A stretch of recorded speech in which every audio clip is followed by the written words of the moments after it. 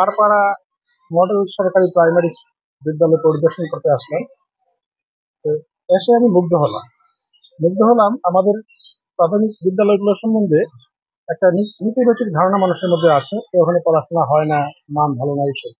কিন্তু এখানে আমি যা দেখলাম পূর্বাপর, আমি প্রথমে অ্যাসেম্বলি দেখলাম, তারপরে তাদের এক্সট্রা কারিকুলার বা অন্য অ্যাক্টিভিটিস গুলো কেমন সেইগুলো প্রথমে তারপর দেখলাম, ক্লাসগুলো পরিদর্শন করলাম, শিক্ষকদের সঙ্গে কথা বললাম, তাদের কার্যক্রম কেমন চলে।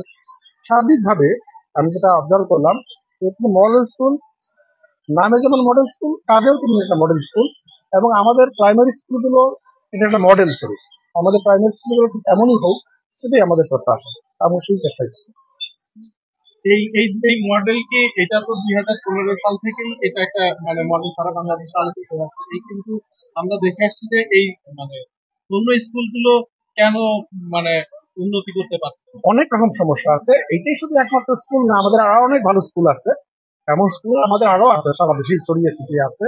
কিন্তু আমরা চাই সবগুলো স্কুল হোক, এবং সেই ক্ষেত্রে বিভিন্ন রকম বাধা আছে, সমস্যা আছে, সেগুলো আমরা মোকাবেলা করার চেষ্টা করছি, সেগুলো সমাধান করার চেষ্টা করছি।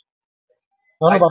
একটা কথা ছিল যে মাগুরা 503টা প্রাথমিক বিদ্যালয়, এখানে বেশ কিছু বিদ্যালয় কিন্তু নতুন ভবন নাই, এইগুলো আমাদের লিস্ট আছে, অনবরতই তৈরি হচ্ছে নতুন নতুন ভবন, এইগুলো মানে পর্যায়ক্রমে তৈরি হবে লিস্ট রয়েছে।